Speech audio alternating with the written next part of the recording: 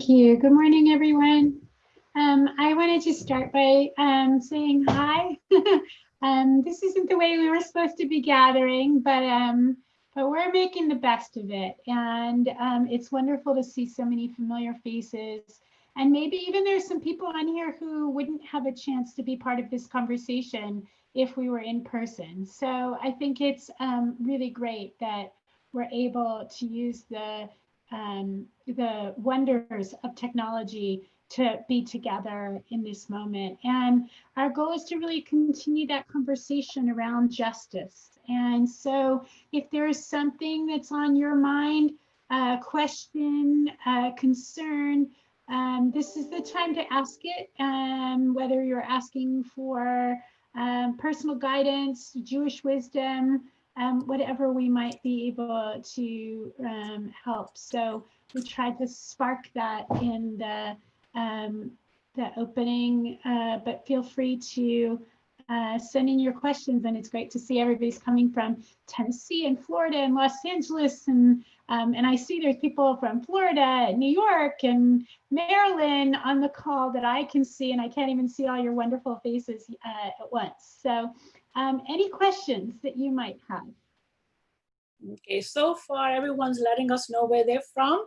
We have people all the way from Nashville, Tennessee, Florida, of course, LA, New York, Fairfax, Virginia, Milwaukee, Wisconsin, which is all lovely. Now, please, ladies, let's hear your questions for Rabbi Peretz. While we're waiting for that, I'm gonna start with another little extension of Torah that I think about a lot, because and I see there's already a question that says, how do we defend our justice system versus Western civilization, which took everything we set up and tossed it in the trash? I want to, that goes right into what I wanted to begin with, because I think that for Jews, if you want to say in 3 words what really encompasses our obligation or our commitment to justice, it's Tzedek Tzedek Tirdof, right? Justice, justice you shall pursue. And our tradition asks the question of why is that doubling of the word there? Right. And by the way, I'm sure those of you from Philadelphia could tell us, like, this is actually not just a Jewish concept. This is the verse that's, used in other places on the Liberty Bell, and if I'm not mistaken, and other places. And there's this sense that what we're actually what we're doing is not only reminding ourselves of the importance of justice, but actually, because we know that each word in the Torah has to mean something new, that the rabbinic commentaries tell us that that this is a reminder that justice has to be pursued in just ways, right? So we use that commitment to justice to find justice and continue to use justice to build on justice. And for me, I think that that's where the question that was written really sparks for me is our job as Jews is to be examples of that. And when we see an injustice towards someone else, even if we haven't yet ourselves achieved that element of justice, that should give us more compassion and more drive to actually participate in the justice and not to hide behind a veneer that says, well, they haven't taken care of it for me, so why should I take care of it for other people? But that should be the kernel of the chesed, the loving kindness that actually helps us pursue justice for others, that will then hopefully help initiate that for whatever group we might be in. And an example of this, and I see it's in the question also, I hear this a lot from people who talk about, from Jews who ask questions about Black Lives Matter, right? How do I take the idea of pursuing equality and equity for Black people when Jews are still being discriminated against? And whether you do that through the organization of Black Lives or you do it through your own mechanisms for bringing justice, I think that's what I'm talking about, right? Because it's not a race of who is abused more or who is set aside more, but rather it's both and there are moments when we need to work to help others, and there are moments when we hope that others are working to help us as well. I see there's lots of questions, yes, but Agnes, I'm gonna let you, yeah. Yes, there's one from Sharon that I would like you to respond to. And she says, I'm assuming that in the course of your Judaic studies, you studied other religions. I get that the social justice DNA in Judaism, inasmuch as Christians study the Old Testament, number one, do you see Jewish views of social justice different from Christians? And if different, how do we connect and form alliances? Yeah, it's a good question. I think that that the vocabulary. So first of all, I have a couple of thoughts based on that question. The first is that I think that our vocabulary for understanding our mission in the world is our Torah and the rabbinic interpretation of that Torah. I think that other religions have their own doctrines that also call for that same code of understanding and conduct. And there are places of intersection, and there are also places of dissection, right? So the one that came to my mind, just because I saw an email this morning, is about the rights for women for abortion, right? Like, so obviously there's a spectrum in Judaism, but I would very clearly tell you as a conservative rabbi that there are rabbinic texts that are very clear that in a case where the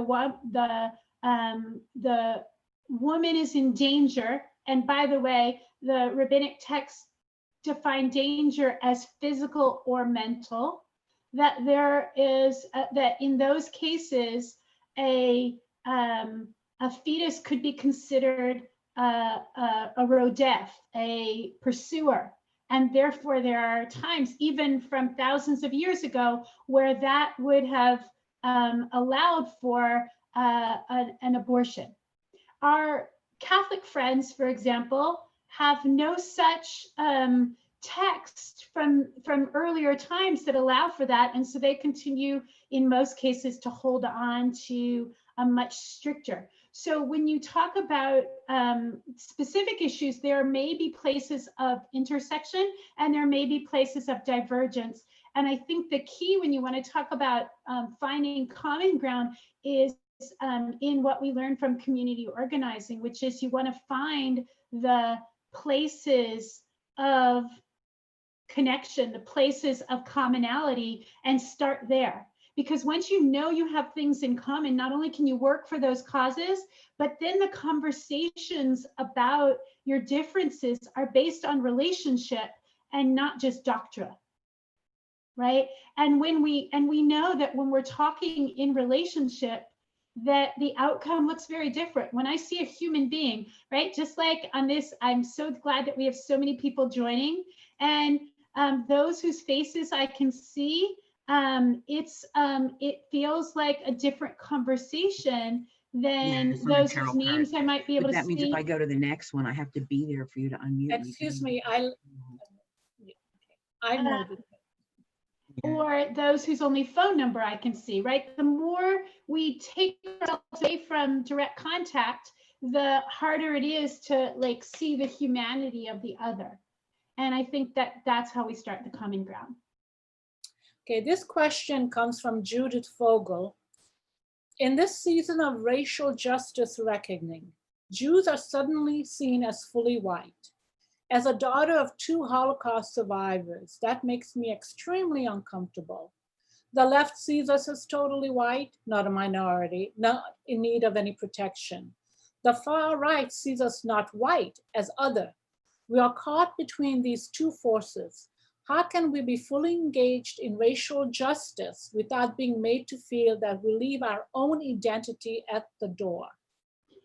So thank you for that question, because it's an opportunity to remind ourselves that we don't all look alike, first of all, right? There are Asian Jews, there are Latino Jews, there are Black Jews, there are white Jews, there are the Jewish community, I think, has a reckoning of our own to think about how we welcome in all of our Jews who don't always look like we do or I do. When I say we, I mean the person who might be asking that question. And if we go back 30 years, most of us thought all American Jews were Ashkenazic origin from Eastern Europe, who all looked like they were white and acted like they were white. And so we need to be a part of opening that question to a greater extent. That said, I want to acknowledge the question that was asked because I think it's an essential one. And if you've read, I want to recommend that you read Barry Weiss's book, Fighting Anti-Semitism. Barry Weiss is an editor for the New York Times, and she wrote about anti-Semitism from the right and from the left. And one of the things that she talked about that I think puts it in very stark terms is that for those who see us as white, we look like everyone else, and yet we're not, right? And that's part of the challenge. And I think that we, again, as a Jewish community, but as a larger community, have a long way to go with how to help ourselves and each other really understand diversity and appreciate the uniqueness of every single person. And what I want to suggest is that a great place to start, and by the way, I think you could do this on your own, you could do it in your individual Women's League chapters, is do some bias training and challenge yourself. And be happy to share a program I've done if people are interested, but ask yourself, like, what's the biases I bring, and how do I recognize them, acknowledge them, and step past them. I want the whole world to do that. And I know that any work we need to do starts with us, right? And I just want to say that this, that anti-bias training is a part of our Center for Gender Bias and Harassment that Women's League has been so generous. You all have been so generous in supporting. So thank you. And I see Carol clapping. Carol Simon, thank you for helping to initiate that and make sure it happens. But here at Ziegler, that's part of what we do in our training of our women rabbis and community members around how to help overcome the biases and harassment that come with gender, and that could be with sexuality, and that can be with color, and that, any of these isms, whether they end in ISM or not, it's all about bias and how we all overcome that. This question also, I believe, this call comes from Paula Russell. You may have answered it, but maybe perhaps in more depth. How do we reconcile prioritizing serving in social justice within the Jewish community versus the larger society? Yeah, it's a great question. Hi, Paula. Nice to see you. I think that that's a balance, right? When you talk about tzedakah, there's a sense in the rabbinic tradition of concentric circles of responsibility, right? Your first responsibility is, that you need to take care of those closest to you, and then we expand and expand and expand. But what I think that those texts don't say is that you can say, I don't need to worry about that because I'm worrying about this.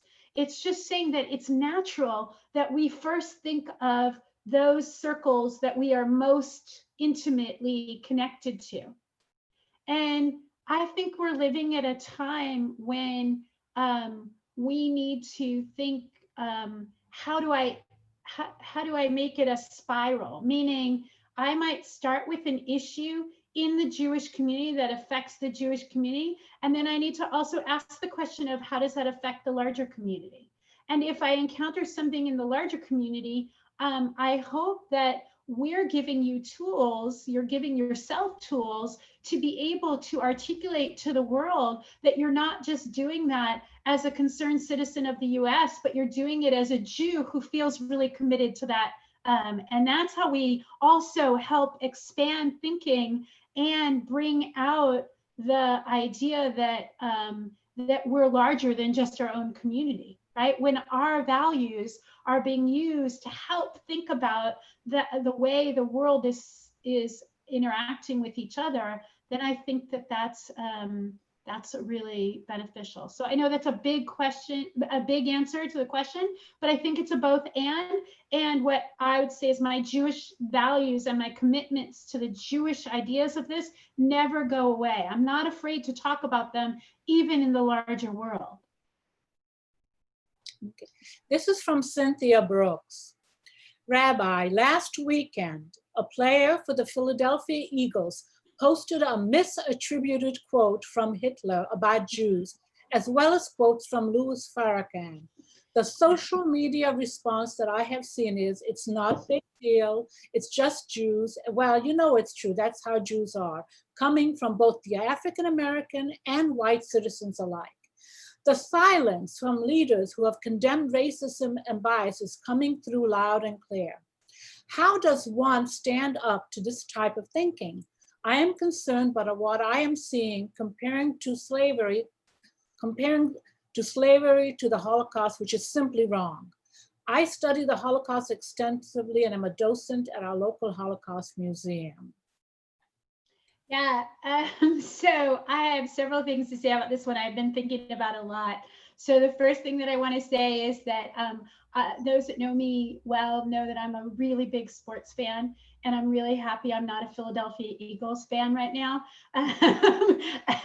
And I've been really troubled by this comment and how it's been handled in the institution. The second thing that I want to say is that I never thought that, again, people who know me would probably would be surprised to hear that I think that cancel culture that is being talked about in some circles can sometimes be destructive. And what I mean by that is I've been looking at this. I've been looking at the awful stories around the mask wearing and how people have responded, and people losing their jobs over it, or being, literally canceled because of it. And I don't think that actually is going to solve the problem, right? So imagine what happens when you actually engage someone in a conversation to help them understand what actually that means to you, right? So I actually have seen a very different social media campaign than, I forget who you said wrote this question, I'm sorry. But the social media campaign I've seen is around Jewish NFL players, which there are not very many, but there are a couple who have come out and, made strong statements about why this is so difficult. I've seen rabbis in dialogue with the football team itself, and with not Deshaun Jackson, who originally made the comments, but Steven Jackson, who actually supported the comments unknowingly, and then had a dialogue with Rabbi Wolpe, so which is on Instagram or on Rabbi Wolpe's Facebook page. So I encourage you to go look at that. But I think that when these things happen, people are usually saying things ignorantly. They don't know what they're saying. That doesn't excuse it, but the answer to that is dialogue and understanding, so that we can really appreciate each other's diverse diversity. And I think that, sorry, I forgot to mention Julian Edelman as one of the Jews that came out of that. So I think he and a Holocaust survivor also invited Deshaun Jackson to go to Auschwitz with them. So I think that's going to have a bigger impact than just condemnation, because if I understood what that statement meant, I might not have made it to begin with.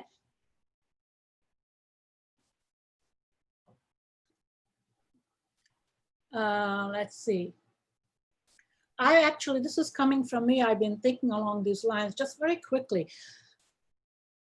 I'm wondering if I'm seeing this appropriately. There's all these calls about the past, about not only statues, but changing history. In other words, rewriting. I'm wondering if we're rewriting history is really helpful as versus condemning that portion of history that we know in today's age is wrong, like slavery, as opposed to completely wiping out that actually happened. I'm wondering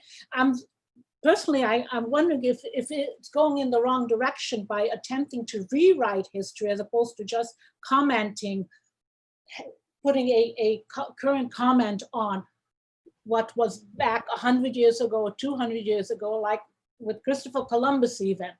I mean, it was a wonderful thing he did. Obviously, the effects of that, there were numerous injustices, but does one erase the other? Or how do we balance the two and understand them, for example, as opposed to wanting to completely cancel it altogether, eradicate what he did, just as an example. Yeah, thank you. I do want to make sure, I saw somebody, I don't know what the question was, but somebody had posted a question about domestic violence. And so if you want to repost that, we'll make sure we get to it before we close. Because I know that this issue of race and how that's playing out is a reckoning that is happening in our country right now. So we're really focused on it. And I think that what happens is we sometimes focus on the issue, you know, in Aramaic, we say inyane dayoma, that issue of the day. And we sort of think that like, once we've taken care of that, we've solved it and we're done, right? The example I always give people is in our own conservative movement, we decided in 1986 that women could be rabbis, and they admitted women into rabbinical school and like pretended it was all done. And so for years, we weren't really talking about what it really means to have women in the rabbinate and how we need to overcome the biases or overcome the challenges, or how that changes Judaism, or how that changes the vocabulary. So I think that this is the same kind of discussion, because history isn't being rewritten, but history is a retrospect by definition. History is what happened and our understanding it. But as Wendy is putting out to us, our tradition says that Zachor or Yizkor is not just about a chronological recognition, but a recognition for some purpose. We remember in order for. We remember Amalek in order to not have Amalek be so important. We remember our loved ones so that their legacy live on. And I think that here, what I would say is that the challenge of some of these statues or flags or other things is that they have incredible symbolism of destruction and bias and slavery. And I'm not an expert in what the psychological ramifications of that are, but I know that as a system, it continues to glorify certain ways people were treated hierarchically. And I think that that's a question that we have to really ask ourselves, right? So I'll just say one last thing on this, right? Like, we take it out of the realm of racism altogether. But think about Halloween, right? Like the debate in the Jewish community, right? Halloween in its inception was a saint's holiday, which is it was which is a Catholic, from a Catholic understanding of what the role of saints are, and the death and at the same time today we say, but it's just a day to dress up and have fun and go trick-or-treating. And so what do we do with that? That I think is really difficult. But that's the kind of conversation that's taking place, right? If it evokes inequality and it evokes challenging psychological ramifications for one group, can we all like be okay with that? I hope that we can see that it requires us to think differently, because when we glorify somebody or something, when that somebody or something is part of what kept others down, that can be challenging. Okay, we have time for one very quick answer because we need to leave to go into our next session. The question you asked about domestic violence, I believe that was just the person who was in the wrong chat room. Oh, okay. She was asking where that is. But this question is, okay, how do we reconcile sympathy with the Black Lives Matter movement with the fact that some of their leaders espouse anti-Zionist and anti-Semitic rhetoric? Yeah, that's a really good question, and no way I'm going to be able to answer it in 2 minutes, but here's what I want to say.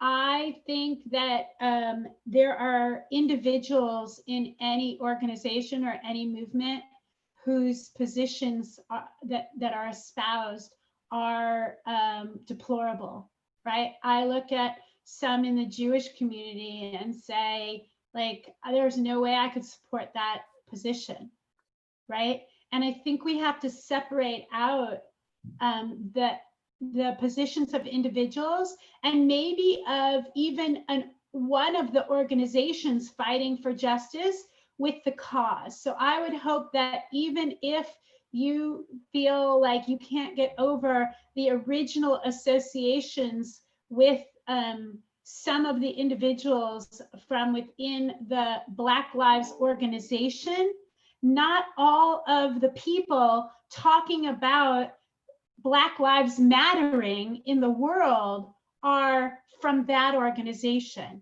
And I want to be hopeful that we cannot get distracted by that. And lastly, I'll go back to what I said before, which is that the way you fight hate is with more love. And I'm not going to get into a contest of who's being persecuted more. And so I'm going to keep talking about how we need equality for everyone. And there is a group of people, the Blacks, the African Americans, people of color, of other colors, who have not been treated as they should. And that's going to come from my Jewish values while also wanting to help them understand who we are. So I know that's a quick answer, but I hope that we'll preserve the questions. And if you send them to me, I'd be happy to be in dialogue with whoever wrote them if there are new questions. But thank you all and have a great day.